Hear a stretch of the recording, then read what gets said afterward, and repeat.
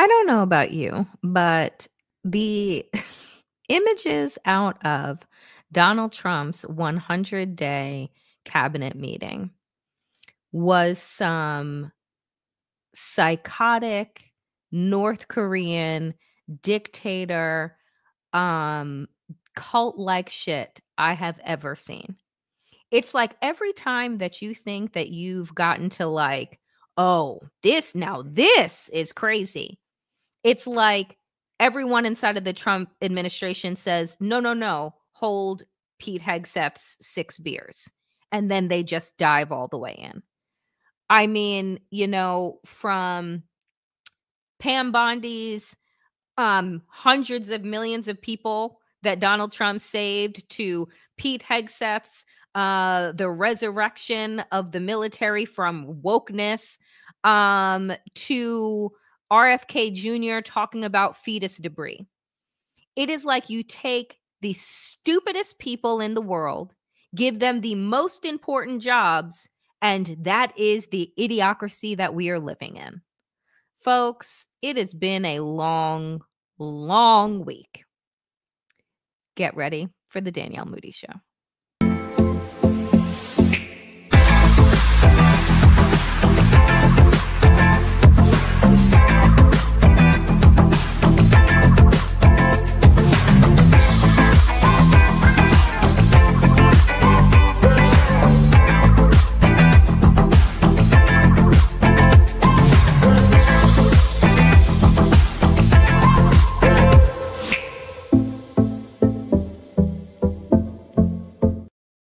So we begin today with breaking news.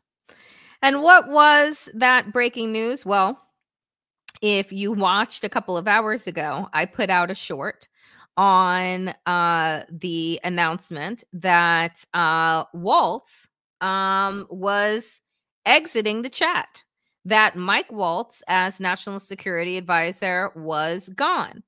And the media reports were swirling.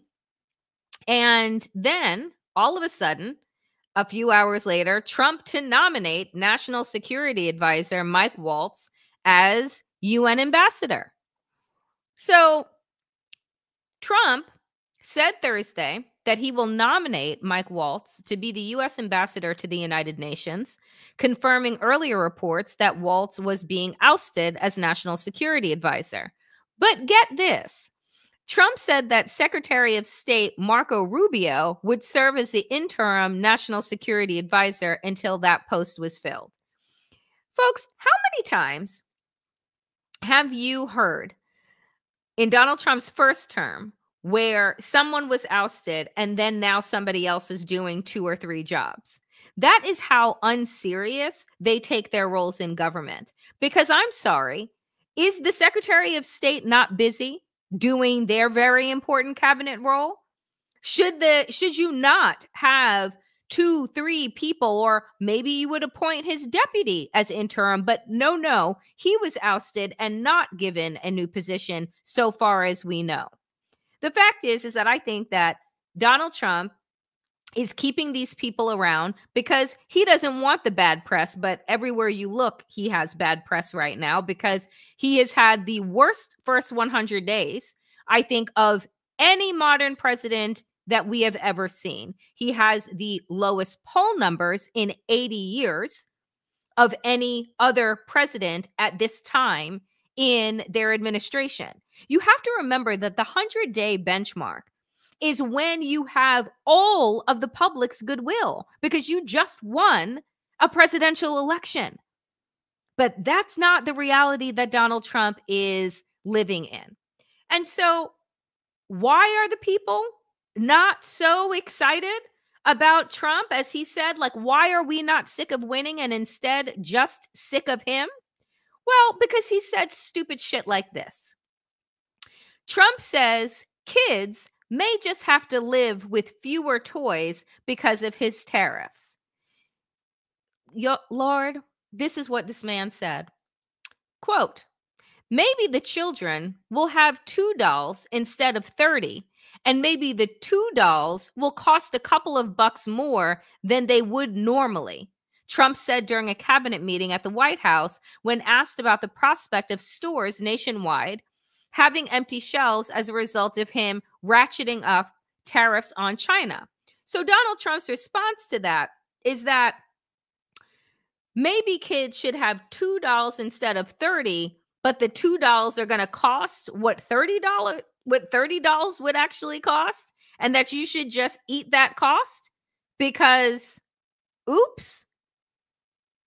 Like, oh, they're going to cost more than they normally would because I don't know how to do business because I'm a terrible businessman and you should have never given me this responsibility. But we know that the man has no self-reflection whatsoever. But again, you see that Donald Trump fucks up and shit just continues to roll downhill right on top of the American people. And he says, well, you know, whatevs. Just get the $2 that are now the cost of what $30 would have been. And that math makes sense to him. But things that don't make sense. Lord, did you all see this town hall? So Stephen Smith, who is just, I can't stand this man. I cannot stand the way that he talks about Black women. I cannot stand the way that he talks about other Black men. I cannot stand this man and why he is delusional enough to believe that anyone would vote for him to run because he's like, oh, some people think that I should run for president. Who are those people?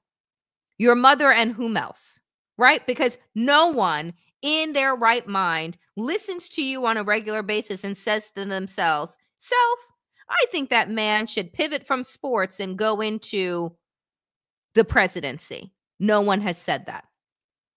Nonetheless,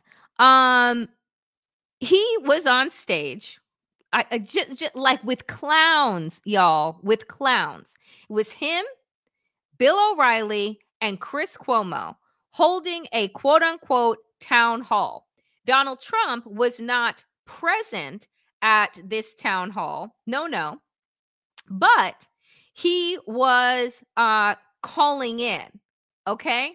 And so let's just take a sip of whatever you got and let's take a listen. Mr. President, thank you for your time. It's interesting that you brought up Harvard because when people think about Harvard, what they're basically talking about is they're asking, what do you say to those who view your actions as an attack on academic freedom rather than a defense of fairness? What do you say to that? Well, I say this. We had riots in Harlem, in Harlem, and frankly, if you look at what's gone on, and people from Harlem went up and they protested, Stephen, and they protested very strongly against Harvard.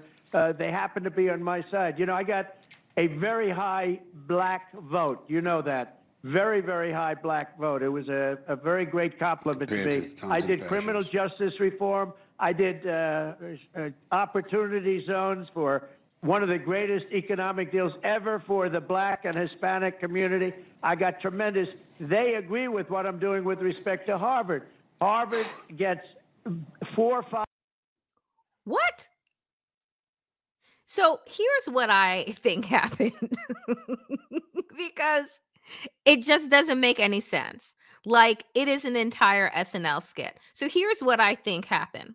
I think that Donald Trump is cuckoo magoo, okay? I think that his brain is mush. So he's on the phone and he's watching Fox and he sees, you know, this Black man. And so he's not actually listening to what he's saying. And the assumption is that instead of saying Harvard, he said Harlem. And then somebody in the room with Donald Trump is like, no, he was just asking about Harvard. And then he's just like, yeah. And in Harlem, they started rioting. What are you talking about? Like, what are you talking about? I live in New York. I didn't hear about any riots over what Donald Trump is doing with threatening to withhold federal resources from Harvard. I don't think that is going to set off the people in Harlem. What are you talking about? And you notice how they're all sitting there like, you know, nodding their heads as if he is just saying something that's so profound and so good. And Stephen is just like, oh, yes, you know, Mr. President, thank you so much for your time. Time to do what? Blabber on like an insane old man that should be wheeled back to his room? Lord, it would be funny if it wasn't our lives. Like that's the thing. That's the joke. Is that it would be funny if he wasn't running the country right now and didn't know the difference between Harlem and Harvard or what was being said to him. And the fact is, this is what gets me. The fact is that Donald Trump has no one in any room who will tell him that anything that he's saying is wrong. No one has enough courage and ovaries to correct that man and be like, no, actually, you are wrong, right? Like he was in a interview with ABC News talking about Kilmar Abrego Garcia, right? And his photoshopped MS-13 tattoos on his knuckles that were not real. The journalist from ABC News says, that was Photoshop. And then instead of Donald Trump being like, oh, what? And pivoting out, he begins to lambaste the person that was interviewing him and saying, you know, I never heard of you before this, and this is a really good opportunity for you, so you really shouldn't blow it. With the truth, with asking you that you used falsified, photoshopped images of Kilmar Abrego Garcia, kidnapped him from the United States where he had protected status, and then deported him to an El Salvadorian gulag on some Photoshop shit.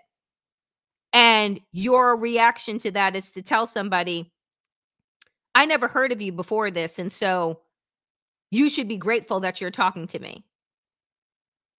I would be grateful if I was talking to somebody that made any fucking sense, that was the leader of this country, but that is not where we are.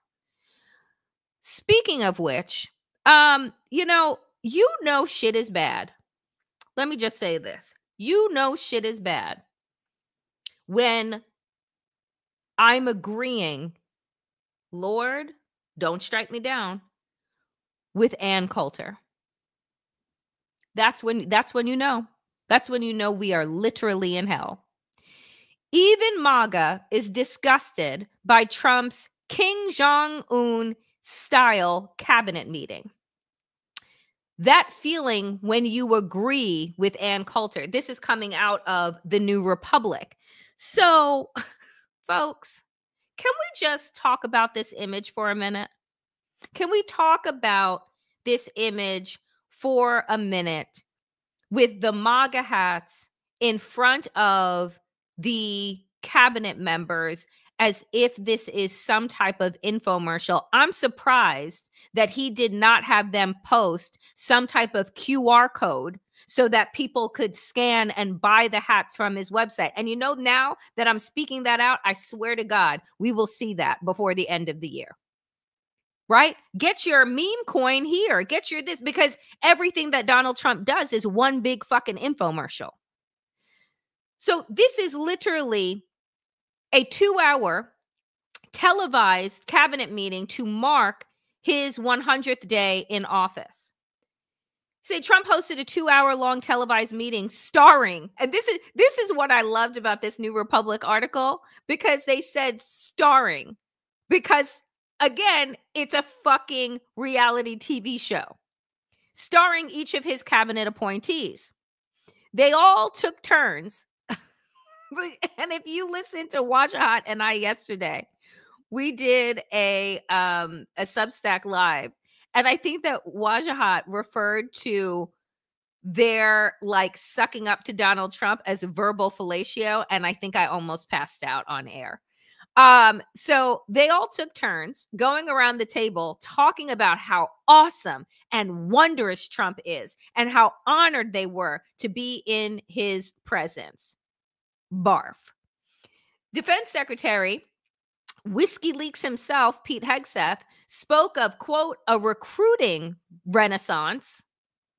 No one has reported on this at all, that there are all of these people that are rushing to join his white nationalist army. So maybe he's just talking about the people that were pardoned from January 6th and now need jobs. I have no idea. And that Trump, quote, ripped wokeness out of the military. He ripped any sense out and put your dumb ass in. Okay. National Security Advisor, footnote, no longer has that job, but UN ambassador, said the world was, quote, far better, far safer. Has anyone seen that headline anywhere stating any of those things? I'm pretty sure it's like they take the truth and then they just say the opposite and clap like seals.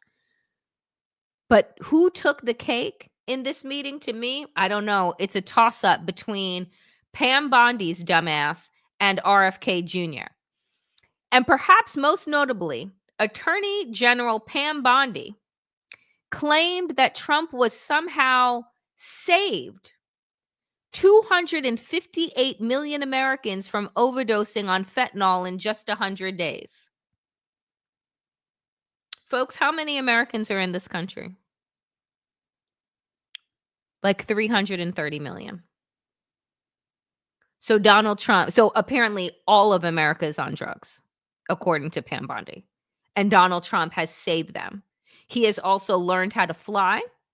He is also like can swim to the depths of the sea, right? Without an oxygen tank. Like what else can Donald Trump do?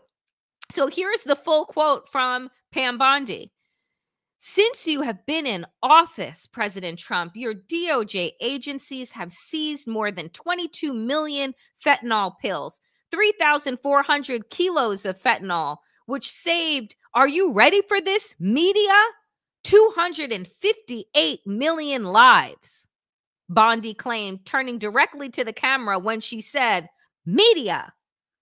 Like, kids are dying every day because they're taking this junk laced with something else. They don't know what they're taking. They think they're buying Tylenol or an Adderall and a Xanax, and it's laced with fentanyl, and they're dropping dead, and no longer because of you. I would say that he's also cured cancer, but no, we know that he's deporting children with cancer. So there's that. The sucking up, the brown nosing, the just, yes, mein Führer, you are remarkable and you're the smartest and most handsome. Like, I'm surprised that that wasn't in there too. You're the sexiest. All men want to be you. All women want to be with you. Like, oh my God, I have to stop myself every day. I'm just so grateful to worship at your feet. That is basically what these people did in this cabinet meeting, and it was disgusting. So disgusting, in fact. Infamous bigot Ann Coulter also chimed in. Would it be possible to have a cabinet meeting without the Kim Jong-il style tributes? She wrote. You know that we are in some type of alternate Black Mirror hell when I am saying, yes, Ann Coulter, I don't think that it's absolutely possible for us to have any meeting or any conversation when, in fact, you can't help but like fellate all over Donald Trump. It is just, for fuck's sake. But so if Pam Bondi gets the just delirious award in the cabinet meeting, then what should we give to RFK Jr.? Because this one, Lord help us, RFK Jr. unhingedly claims measles vaccine, folks, made with aborted fetuses. This junk science conspiracy theorist lunatic is in charge of the health and well-being of 330 billion Americans. The subtitle, What the fuck is Robert F. Kennedy Jr. talking about with this new conspiracy? I mean, just look at him. This is what he said, verbatim. And again, I want to laugh, but none of this is funny. None of it is funny. It is actually terrifying. He said this: there are populations in our country, like the Mennonites in Texas, who are most afflicted. And when he's talking about being most afflicted, he is talking about the rabid measles outbreak, right? That I think now has reportedly, if I recall correctly, 2 deaths, right? And now over 900 people infected. So he says that the Mennonites in Texas, who are the most afflicted, and they have religious objections to the vaccination.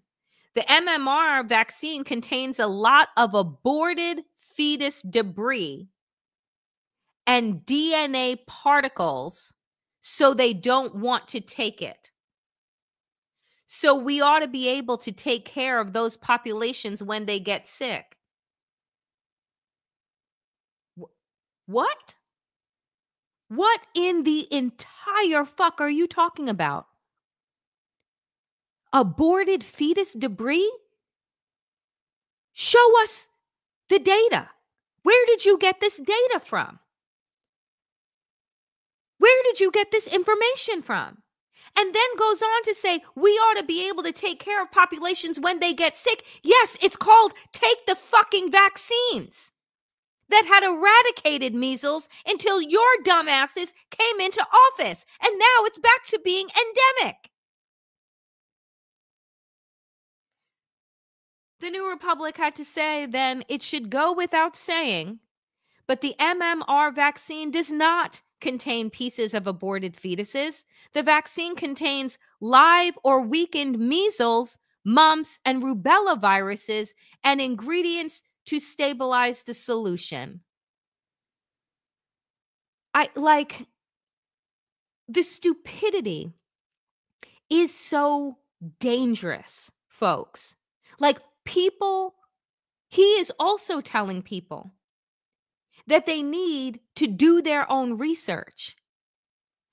Sir, you're the Secretary of Health and Human Services. You're the one that's supposed to be doing the fucking research and then delivering that medically verified data and scientifically proven data, peer-reviewed data to the public. But instead, I think that this motherfucker is just on Google, on the black web, and then cutting and pasting and sending out messages from HHS.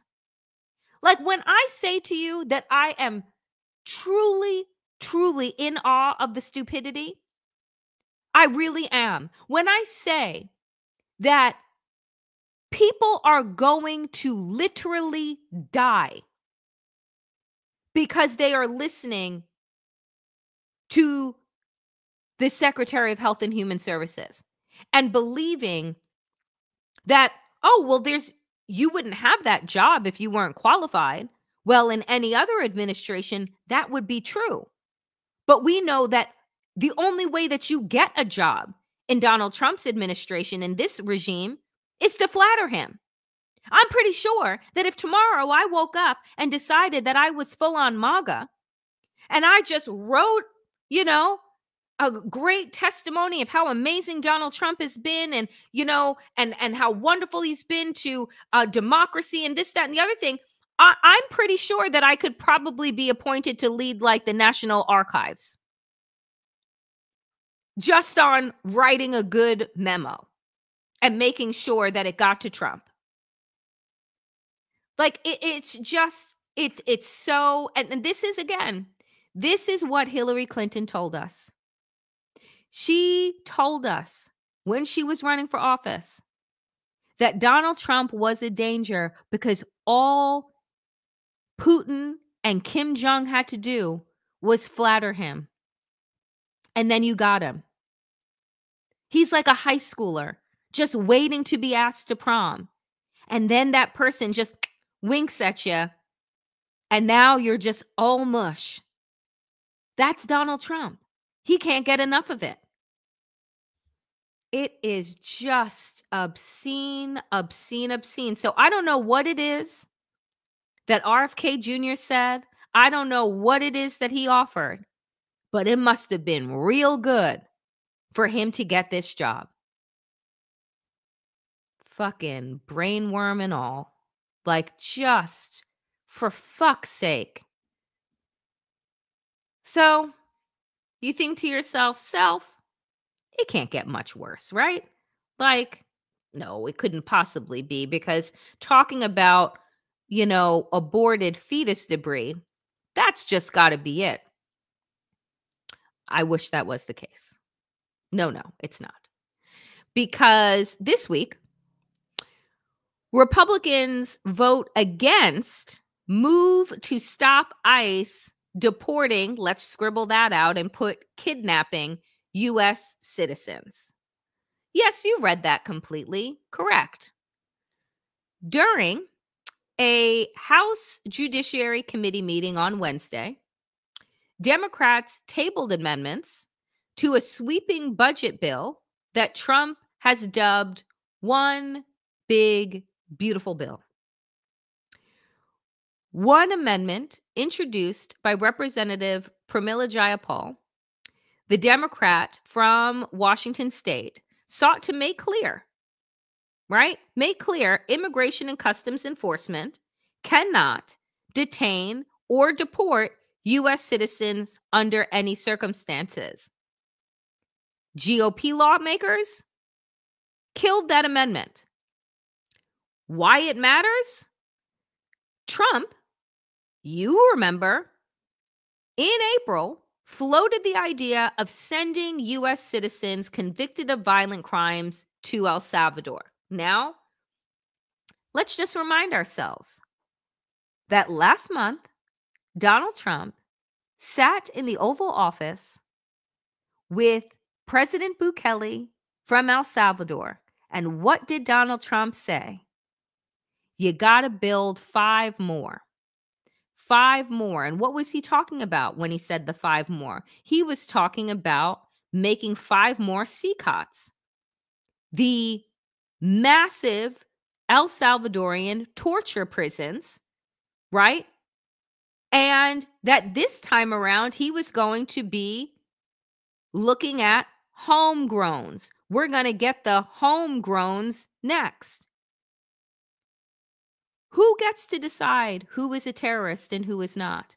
Who gets to decide who is a criminal and who is not? What information is Donald Trump going to be basing these decisions on? More Photoshop? Maybe AI voiceovers? We know that you cannot take Donald Trump's word for anything, nor anyone associated with this regime. Because if you are a brown person with tattoos, evidently you're absolutely MS-13. If you have written an op-ed, does that make you a brutal criminal that deserves to get deported? You know what image I saw? And I did not pull it today because it just popped into my mind right now.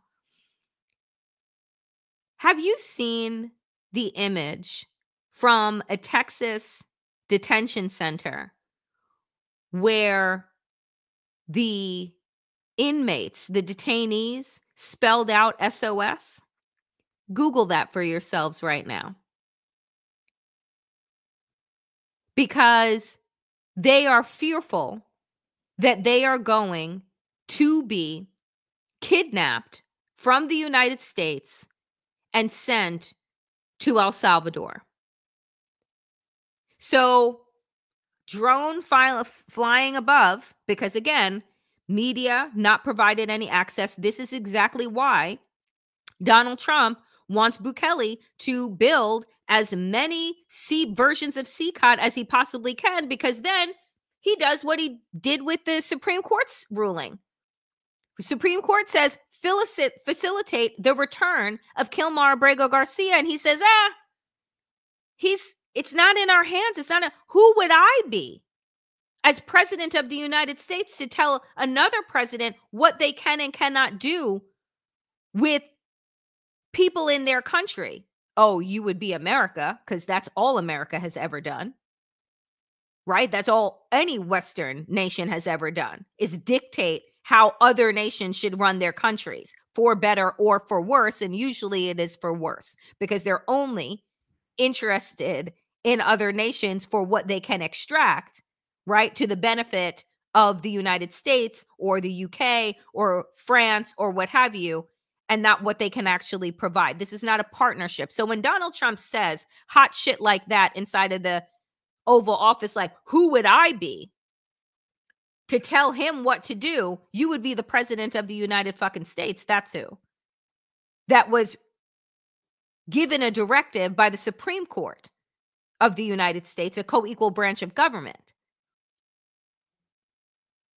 So these people using their bodies to spell out SOS, folks, like, we are here.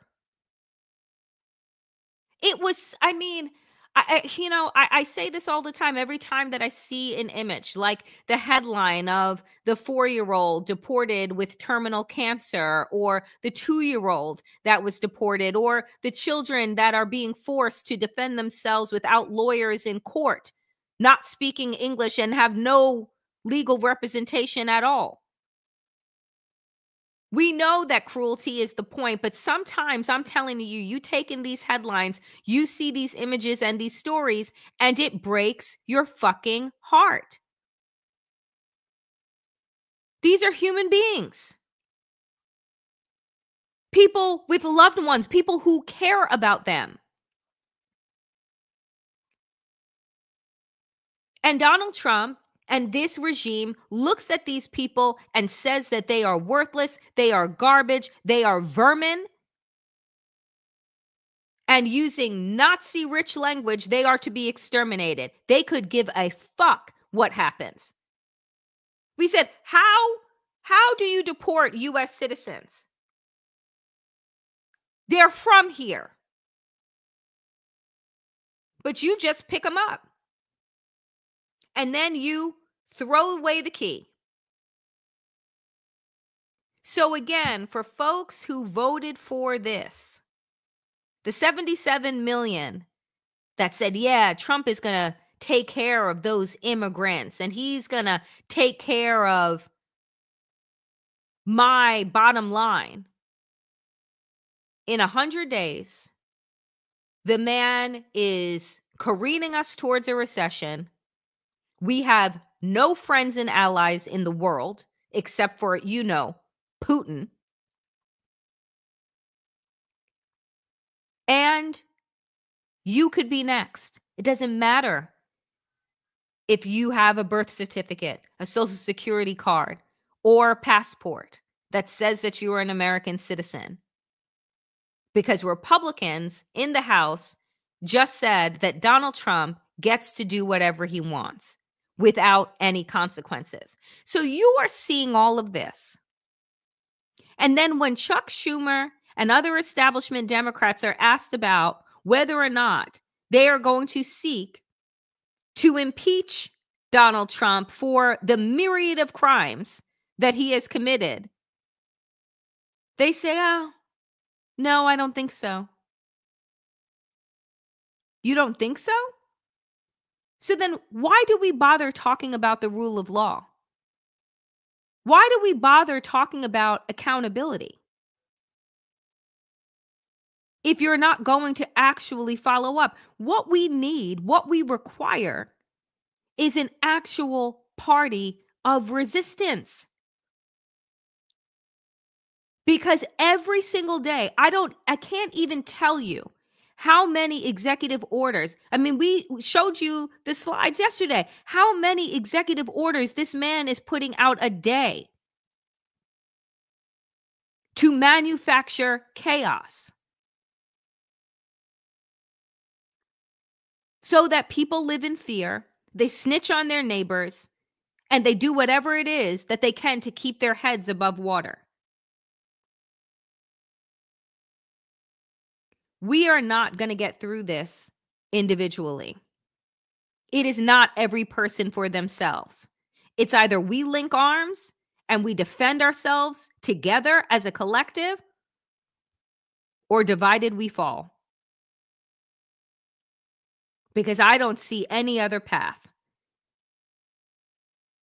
It is just, and then today, I will say this, because you may have missed it. That same HHS being run by RFK Jr.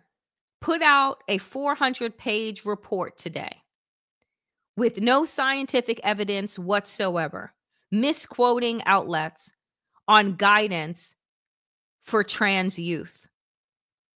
Basically saying that they don't need any help. They don't need to take any hormone blockers. They don't need to be treated for dysmorphia. They don't need anything. That is what is actually hurting them. So much so that the American Academy of Pediatrics, right after HHS dropped that report, came out and said, "What are you talking about?" Literally said, and I have to read this. They said, "The American Academy of Pediatrics is deeply alarmed by the report released by the U.S. Department of Health and Human Services today on medical care for transgender and gender diverse individuals and the process that informed its development." There was no process. "For such an analysis to carry credibility, it must consider the totality of available data and the full spectrum of clinical outcomes rather than relying on a select perspectives and narrow data sets. This report misrepresents the current medical consensus and fails to reflect the realities of pediatric care." That is what the AAP had to come out with today, because they were misquoted all over the place. Anything that you hear from this regime, just assume it is the opposite. Right? They say that they have deported 250, of the biggest criminals, blah, blah. Just assume that those men were gardeners and waiters and bartenders and what have you, with no criminal records, as 60 Minutes has reported before Paramount, had their executive producer resign. The capitulation, folks, is real. And the gaslighting is so extreme that I tell you that at a time when lying becomes absolutely weaponized, the truth is your greatest tool. Research, actual research, and critical thinking, and going to the sources that have been validated is where you need to go, because my fucking God. What do you call the place beyond danger? I don't quite know, but that is what we need. The place beyond danger, because that's where we are. I said this before. I don't know what this looks like, this country, this regime looks like in June, when we are 6 months in. I can't even see the end of the year, because I'm not quite sure we make it. It is just absolutely astonishing. And just one more time, I got to pull it up. These are the people that are in charge. I don't know what people were thinking when for 2 years we talked about Project 2025. For 2 years, said who would be in the cabinet, what they would do. 2 years. And now people are still shocked. I can't believe how fast it's moved. I can't believe all the things that happened. We told you that they were going to hit the ground running, that this was not going to be like their first time at the rodeo. They were like the T-Rex in Jurassic Park, just testing the agencies. How far could they go? What could they actually do? They tested the fences, and then they ripped the shit down this time around.